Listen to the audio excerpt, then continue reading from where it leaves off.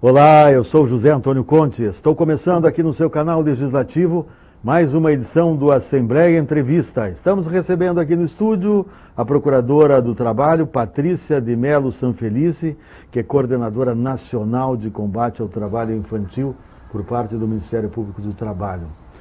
Bom, e cada vez a gente tem visto aí muitas e muitas vezes crianças que continuam trabalhando em restaurantes, em lavagem de carros, enfim, nos mais diferentes locais. Evidentemente que esse não deve ser o papel da criança, né? A criança tem que brincar, em última análise. Qual é a situação? Como evoluiu essa questão do trabalho infantil? Bom, o Ministério Público do Trabalho tem no combate ao trabalho infantil uma de suas metas prioritárias, né? E ao longo dos anos a gente tem observado que o Brasil tem alcançado algumas vitórias nesse caminho. Porém, não o suficiente para que a gente alcance o objetivo estabelecido junto à ONU de, em 2025, termos erradicado totalmente o trabalho infantil do nosso território nacional. Então, embora tenhamos boas medidas, tenhamos órgãos muito engajados nessa luta e a rede de proteção como um todo esteja cada vez mais fortalecida, a verdade é que precisamos ampliar as nossas estratégias para garantir às nossas crianças e adolescentes o futuro que elas merecem, que é um futuro de constituição plena de seu ser, né, para que possam ser adultos na sua plenitude. Bom, quem é criança? O que define quem é realmente criança? A gente, para fins de trabalho infantil, a gente vai estar tratando de criança e adolescente, né, na situação de trabalho precoce, que seria o trabalho de qualquer modo antes dos 14 anos e fora da aprendizagem a partir dos 14 até os 16, porque dos 14 aos 16 a única forma de trabalho permitida pela lei é a aprendizagem, um contrato especial de trabalho. Dos 16 aos 18 anos se admite o trabalho, porém não em todas as circunstâncias, né? Tem algumas situações de trabalho que ainda são vedadas para as pessoas que estão nessa idade. Então, quando a gente está falando em trabalho infantil, a gente está falando do trabalho de pessoas até 18 anos. Quando a gente está falando de situações irregulares de trabalho ou do trabalho que é completamente vedado, que é antes dos 14 anos. Bom, dos 16 aos 18 especificamente, qual é o enquadramento? A pessoa pode trabalhar, exceto em atividades insalubres, que são aquelas que expõem o sujeito a agentes que podem prejudicar a sua saúde, atividades perigosas que colocam em risco a vida, atividades penosas que fazem com que o esforço seja excessivo e atividades que possam lesar o desenvolvimento psicológico, moral desta pessoa, porque esta é uma pessoa em desenvolvimento. Essa é a ideia que a gente tem e precisa entender, né, refletir sobre isso, que a criança e o adolescente são pessoas em desenvolvimento, não são pessoas que estão com a sua desenvoltura física e mental completa como os adultos. Veja, a gente conversa muito sobre isso. Fisicamente, se a gente olhar para um adolescente de 12 anos, por mais que ele tenha altura, por mais que ele seja uma pessoa com uma envergadura corporal expressiva, isso não significa que sua coluna esteja adequada para esforços físicos demasiados, porque ela ainda está se desenvolvendo. Do mesmo modo, o campo de visão, ele não é o mesmo quando eu tenho 14 anos e quando eu tenho 18. Então, esse trabalho precoce, ele expõe a pessoa a riscos quando ela não está completamente preparada para se defender desses riscos. Então, é por isso que a legislação, antes de mais nada, se a gente não for falar de nenhum outro aspecto, é pelo aspecto do desenvolvimento físico e psicológico que a legislação, né, definiu como proibido o trabalho nessas circunstâncias, nessas atividades, para quem tem entre 16 e 18 anos. E onde estão as principais irregularidades detectadas pelo Ministério Público? Bom, o trabalho infantil faz alguns anos, né, que ele é bastante combatido, seja pelo Ministério Público do Trabalho, como pelos demais órgãos da rede de proteção, como conselhos tutelares, Ministério Público Estadual, enfim. Porém, então a gente não vai provavelmente entrar numa loja e ver uma criança trabalhando, porque isso é absolutamente ilegal e não se tem nem como regularizar esse vínculo de trabalho que é proibido. Mas no restaurante a gente entra e vê crianças servindo bebidas às vezes. Isso é altamente irregular. E provavelmente isso vai gerar uma fiscalização e uma denúncia ao Ministério Principalmente Público do Trabalho. Trabalho. Né? Era isso que eu ia dizer. Isso costuma acontecer onde os olhos do Estado parecem estar mais afastados. Porque o pai diz que tem que aprender aqui com o pai, tem que aprender aqui servindo, ajudando na casa. Sim, infelizmente essa é uma situação bastante comum e a gente reconhece que isso não significa que esse pai esteja de má fé ou esteja de qualquer maneira querendo colocar o seu filho numa situação complexa, porque geralmente é o contrário, né? O pai e a mãe querem o bem do seu filho, não querem o mal. mas talvez falte ainda o esclarecimento e a percepção de que essas situações podem estar expondo o menino ou a menina a riscos muito graves, muito sérios, inclusive de abuso e assédio. Então, é necessário que a gente reflita isso com a sociedade para que a gente aponte e entenda os problemas que estão por trás do trabalho infantil. Especialmente para que a gente possa realmente combater, né, essa prática. Quer dizer, isso é um trabalho permanente, né? É um trabalho permanente, é um trabalho que requer resiliência, que a gente entenda e vá adiante, entenda inclusive retome e entenda inclusive as resistências que muitas vezes a gente enfrenta, que eu reputo a essa falta de esclarecimento, que talvez a gente precise fazer a meia-culpa de levar isso mais para a sociedade, não apenas, é proibido, não pode. Por que não pode? A gente precisa pensar sobre o porquê das coisas, né? A legislação ela tem um fundamento. Por quê? A gente tem razões de ordem física, a gente tem razões de ordem psicológica, a gente tem razões de ordem... está demonstrado estatisticamente que as crianças e adolescentes que evadem da escola geralmente estão envolvidas em situação de trabalho. Então, o trabalho está muito relacionado com a evasão escolar e com a falta de rendimento, com o baixo rendimento escolar. Então, tudo isso a gente precisa começar a discutir com mais abertura, com mais clareza, para que a sociedade também se irmane nessa nossa luta, né? Que a gente possa, porque só todos nós unidos vamos conseguir. Não pode ser uma luta só do Ministério Público do Trabalho. Exatamente, né? ela requer... Não pode correr isolado. Cuidado com os agentes do Ministério Público. Exato, até porque a Constituição Federal, ela estabeleceu, quando ela trata da criança, ela estabeleceu o princípio da proteção integral. O que isso significa?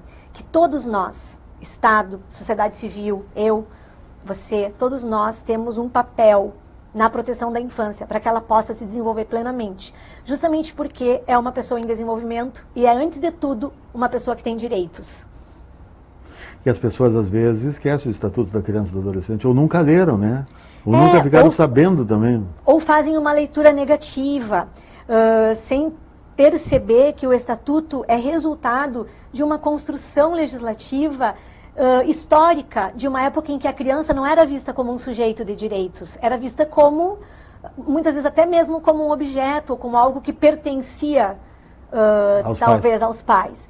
A criança, claro, ela tem nos pais a sua fonte, ela tem nos pais a sua primeira garantia, ela tem nos pais a sua estrutura, na família, né, nos pais, ou quem faz às vezes da paternidade. Mas ela não é propriedade de ninguém, ela é, antes de mais nada, um sujeito altamente protegido. Porque é a vida, né? É a vida e a continuidade da vida. Então, a gente tem que garantir que a criança e o adolescente tenham os seus direitos, no sentido de poder estudar, de poder se preparar para uma carreira, de poder ingressar numa universidade, de ter acesso ao lazer, porque isso também, estudos científicos já demonstram abertamente, largamente, quem não brinca sofre perdas no sentido do desenvolvimento das próprias conexões do cérebro, dos neurônios. A brincadeira, o lúdico, é fundamental na formação da nossa personalidade. A perda disso, ela marca muito a pessoa. Pois é, nós podemos ir até uma Serra do Nordeste, fábrica de imóveis, onde o pai é um carpinteiro, um marceneiro, trabalha lá o dia inteiro, e o filho não tem onde ficar, então ele diz o seguinte: pega essas tabuinhas aqui, vai montando, vai fazendo uma mesinha, um carrinho. Isso é brincar? Ou trabalhar? É uma pergunta interessante essa que você coloca. Tudo depende de como que isso vai ser posto para essa criança e o que vai acontecer a partir desse processo. Ele vai continuar pregando, lá igual o pai. Então ele vai estar agindo com elementos que podem gerar lesões graves nele, né? Porque ele vai estar usando provavelmente instrumentos pérfuro-cortantes, provavelmente vai estar mexendo com serra, vai estar mexendo com martelo. Então isso já vai colocar essa criança ou esse adolescente que não tem plena consciência do que está fazendo e nem sabe o risco que está exposto, vai colocar numa situação de absoluto perigo. Acho que você concorda que a gente não vai permitir que o nosso filho mexa com uma faca de cozinha, né? Em princípio não, né? Quanto mais com uma serra ou telo. A gente tende a proteger isso. Muito menos com qualquer tipo de cortador, né? Exatamente. Então, assim, só que muitas vezes as pessoas premidas pela necessidade, não tenho com quem deixar meu filho, não sofro carências financeiras que eu não consigo superar. Muitas vezes por questões que vão totalmente além da vontade daquela pessoa. Não tem como deixar na creche. Não tem como deixar, não tem vaga de creche, enfim. Ela se vê sem alternativa. Por isso que a nossa luta no combate ao trabalho infantil, ela não tem uma única direção. ela vai ser uma luta que se estende para todos esses entes e sujeitos que têm papéis a desempenhar, no sentido de proteger a infância. Então, de um lado, a escola, que precisa entender o trabalho infantil e a criança que está posta nessa situação como uma criança que está sofrendo uma violação. Do outro lado, o município, que precisa olhar para essa situação de necessidade e, bom, eu tenho que atender essa necessidade de creche, eu tenho que ter vagas para onde as crianças possam ir quando seus pais trabalham, eu tenho que ter atividades de contraturno escolar para que a criança possa sair da escola e continuar vivenciando o que é próprio da infância. Eu tenho que ter das empresas o atendimento de suas obrigações de contratar aprendizes, isso é uma previsão legal, que é justamente um modo muito importante de combate ao trabalho infantil. Pois é, onde é que entra o aprendiz, em que momento? O aprendiz é uma figura legal, ele está previsto na CLT, no artigo 428 e seguintes da CLT, e ele determina que os adolescentes, a partir dos 14 anos, podem ser contratados como aprendizes.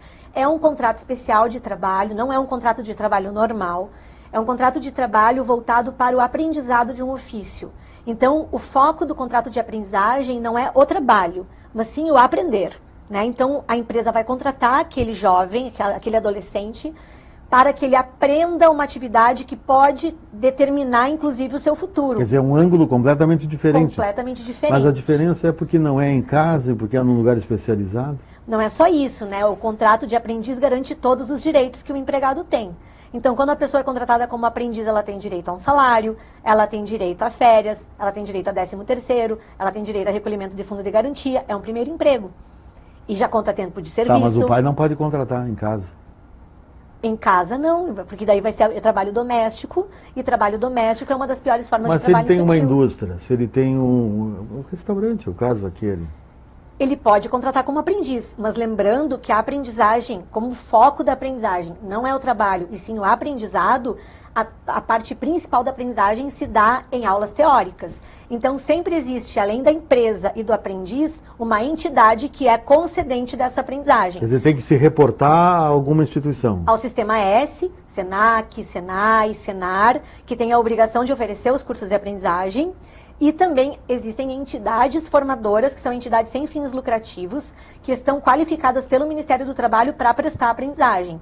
Então, a aprendizagem, ela tem esse duplo sentido, e o foco no aprendizado, no aprender. Então, eu vou ter uma experiência prática, porque eu estou aprendendo um ofício, mas eu vou ter também, e isso é o principal, todo esse substrato teórico, que vai me ensinar não apenas a ser um trabalhador, mas a ser, antes de tudo, um cidadão. Porque a ideia da aprendizagem é justamente ampliar completamente o conhecimento do jovem aprendiz.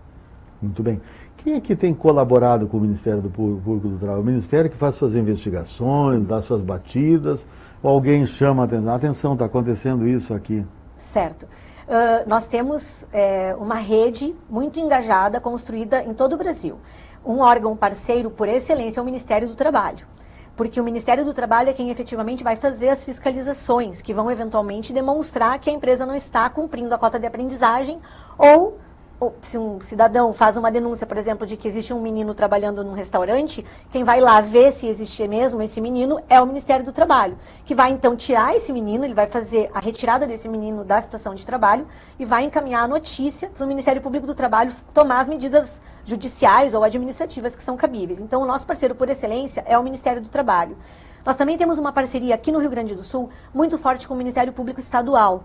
E nós temos um trabalho que está sendo desenvolvido e que está dando bastante certo na aprendizagem voltada aos jovens que se encontram em acolhimento institucional. Ou seja, os jovens que estão acolhidos em abrigos porque sofreram algum tipo de violação em suas casas e foram retirados de suas casas, ou porque foram abandonados, ou enfim, sofreram negligências ou abusos, e estão vivendo temporariamente, se espera, em abrigos do estado ou do município.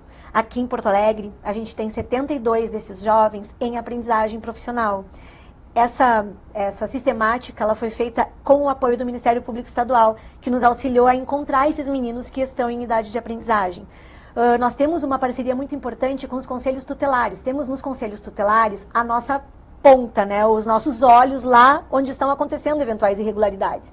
Por isso, hoje, nós estamos com um curso muito importante, EAD, ou seja, de ensino à distância, voltado para a capacitação dos conselheiros tutelares na consciência e compreensão do que seja o trabalho infantil. Temos, então, uma gama de parceiros, na verdade, que a gente sempre tem que construir enquanto rede, né? Porque não se trata, como você bem disse antes, de uma luta solitária. Única. Pelo contrário, ela Isolada. é uma luta que só tem resultado se a gente se dá as mãos. E se a gente dá as mãos à sociedade também, entende os problemas que a sociedade encontra e procura ajudar na solução. Esse é nosso papel, enquanto agente público, enquanto rede de proteção. Bom, a senhora é coordenadora nacional. Há casos de denúncia de trabalho escravo infantil no país? Com certeza, a gente inclusive recebeu uma denúncia recentemente, mas não era aqui no Rio Grande do Sul, de uma fazenda no interior do Pará, onde havia crianças em situação de trabalho degradante. Então, essa denúncia está sendo averiguada pelo local, né, que é responsável, que é a Procuradoria do Trabalho em Marabá, mas infelizmente não é a primeira e não é a única. A gente tem situações de trabalho infantil, muitas vezes, infelizmente, em condições degradantes, próximas até prostituição à escravidão, infantil, né? Prostituição infantil, abusos que são decorrentes de crianças postas em situação de trabalho precoce. E claro, a gente não pode deixar de referir que existe uma forma de trabalho infantil que é uma das piores e que a gente enxerga abertamente aqui em Porto Alegre, que é o aliciamento para o tráfico. Os meninos que são aliciados para o tráfico, antes de eles serem pessoas que praticam um delito, eles são crianças e adolescentes que estão sofrendo uma violação, eles estão sofrendo um recrutamento. Então a gente precisa olhar para esse problema para além do delito. Pois é, como é que a gente olha para isso? Como é que a gente vê isso? Até para poder denunciar.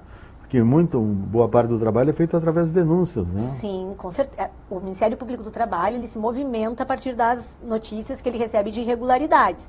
Então é sempre importante lembrar que a sociedade deve reportar ao Ministério Público do Trabalho as irregularidades que ela observa que estão acontecendo. O tráfico, ninguém vai discutir, é um crime. Mas a gente sabe que cada vez pessoas mais jovens estão sendo aliciadas para o tráfico. Essas pessoas, se elas tiverem menos de 18 anos, elas não são um criminoso, elas são um jovem, uma criança, um adolescente que foi aliciado, uma vítima. Porque, por mais que haja opiniões em contrário, o fato é que não são pessoas na plenitude do seu discernimento. Esse discernimento ainda não foi desenvolvido. E muitas vezes a situação que essa pessoa vivenciou até então prejudica, inclusive, a construção desse discernimento.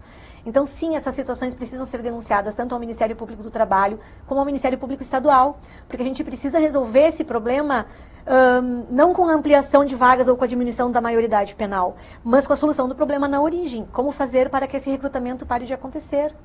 A gente precisa que essas crianças sejam postas na escola, que elas tenham espaços de desenvolvimento da sua personalidade. Se a gente pegar um ponto de referência reconhecido por Vila Cruzeiro, por exemplo, que é um ponto considerado marginal, do ponto de tráfico de drogas, essa coisa toda, como é que se vai descobrir, verificar, constatar que essas crianças estão sendo levadas a infringir a lei? Esse é um problema muito sério, porque a gente está tratando de uma das situações mais complexas da nossa sociedade. Porque é um caso de polícia, acima de tudo. É claro, né? Que é um caso de polícia, mas ele não deve ser visto apenas como um caso de polícia. Essa ponderação que eu gostaria de fazer. É um caso de polícia. A gente não tem como não considerar isso um caso de polícia, mas será que é assim que eu devo tratar apenas? Será que eu não devo olhar para o que está por trás desse caso de polícia? O que levou a existir esse caso de polícia? Será que se eu olhar para isso só como um caso de polícia, eu vou ter uma solução de fato para o futuro? Ou eu vou ter só uma repetição desses casos de polícia? Essa é a ponderação que a gente precisa fazer. Eu tenho uma resposta para isso? Eu não tenho. Mas a gente está construindo isso. Aí a gente só pode construir. Está buscando, né? E a gente precisa, para a gente construir, a gente precisa perceber o problema. Que é muito complexo, né? Muito complexo, e para a gente resolver vai ser necessário um esforço coletivo, que já está sendo construído, porque essa é uma preocupação do Ministério Público do Trabalho, é uma preocupação do Ministério Público Estadual, é uma preocupação da sociedade, então a gente precisa refletir sobre isso para achar uma solução. Muito bem. E essas mudanças que vão acontecer na legislação trabalhista, elas vão repicar também na legislação do menor? Não houve alterações específicas com relação ao trabalho infantil, à proteção da criança e do adolescente na reforma trabalhista. Porém, ressalvadas opiniões em contrário, na minha opinião, a reforma trabalhista vai causar uma precarização que com certeza vai trazer um aumento das situações de trabalho infantil. Porque como a gente conversou antes, muitas vezes as crianças e adolescentes são postos em situação de trabalho precoce por força de necessidade de suas famílias. Isso não pode ser visto mais como uma desculpa para o trabalho infantil. Quer dizer, não é atenuante. Não é uma explicação que a gente possa entender como razoável. Assim, é melhor que ele então esteja trabalhando. Não, pelo menos ele está em casa. O melhor para aquela criança é ele estar estudando, se preparando para o futuro, vivendo sua vida como deve, como tem o direito de viver. Esse é o melhor para aquela criança. Essa reforma trabalhista, do modo como posta, do modo como construída, do modo como colocada para a sociedade, ela com certeza não vai colaborar em nada para que essa situação de necessidade que diversas famílias enfrentam no território nacional inteiro seja superada. Pelo contrário, a tendência é que isso venha a aumentar, essa necessidade, esse estado de precariedade. E isso vai refletir em crianças e adolescentes expostos a situações de trabalho infantil. Quer dizer, de algum modo vai respingar, né? Com certeza, porque toda precarização, ela vai ter reflexos em todo o tecido social. Bom, o amigo telespectador está nos acompanhando aqui, está vendo toda essa entrevista, o discurso que está sendo feito. Daqui a pouco tem um menor em situação precária, que se enquadra nas denúncias, nos fatos que nós contamos aqui. O que faz? A quem deve recorrer? Para quem liga? Para quem informa? É bem interessante saber que aqui na cidade de Porto Alegre existe um serviço de abordagem social justamente para ir direto no problema e conversar com essa criança, eventualmente encontrar o pai e a mãe que muitas vezes estão perto e fazer a abordagem no sentido de dar esse esclarecimento, fazer essa explicação. É o Ação Rua, que é providenciado pela Fundação de Assistência Social e Cidadania da cidade de Porto Alegre. Tem um telefone, mas eu não vou saber informar o telefone pela aqui. FASC. Pela FASC, exatamente. Se chama Ação Rua, da abordagem social. Essa é uma medida imediata que pode ser adotada. Você passou na rua, viu o menino vendendo bala no farol, você pode ligar, que eles vão dizer... E tem, né? Na parada de ônibus, o que tem menino vendendo bala. É importante fazer a divulgação desse trabalho da abordagem social, porque ele tem um resultado imediato. Ele vai lá e vai fazer... Aquela pessoa vai saber que ela não está só, né? E vai ter o encaminhamento. Mas quando houver a possibilidade de identificar um explorador, uma criança que está num mercadinho fazendo a entrega das compras, vamos supor, ou, enfim, qualquer situação que você perceba que exista uma criança ou um adolescente em situação de trabalho entregando irregular, uma papeleta de droga. Entregando uma papeleta de droga, você pode fazer uma... parte, né? Com certeza, foi o que a gente acabou de conversar, com toda certeza. É uma gama muito ampla de situações de trabalho que a gente pode verificar. O que essa pessoa e não pode... dá nem para fotografar, né? Porque a gente não pode fotografar menor, ou pode? Para divulgar em mídias sociais, Mídia, não, né? Mas para denunciar uma situação, pode? Pode, mas você vai ter que informar que isso precisa ficar em sigilo, né? Bem isso vai ficar em sigilo. Né? Essa foto, essa figura não vai ser divulgada. Mas é muito importante que isso seja reportado ao Ministério Público, seja estadual, seja do Trabalho. Se a pessoa ficar em dúvida, reporte a qualquer um dos dois, porque caso a competência não seja de um, encaminha para o outro. Isso é um trâmite que se faz normalmente entre as instituições. O que é importante é que não se permaneça silente diante dessas situações de irregularidade. Muito bom seu depoimento, hein? Muito obrigada. Um belo trabalho realmente que é realizado pelo Ministério Público do Trabalho. Doutora Patrícia de Mello Sanfelice, muito obrigado por ter vindo à TV Assembleia. Eu agradeço a oportunidade de poder falar sobre esse tema tão importante e poder conversar um pouco com os ouvintes sobre esse problema. Esse canal está aberto parece com parceria da Assembleia Legislativa, com toda certeza. Muito obrigado a você que nos acompanhou na Assembleia Entrevista. Até breve.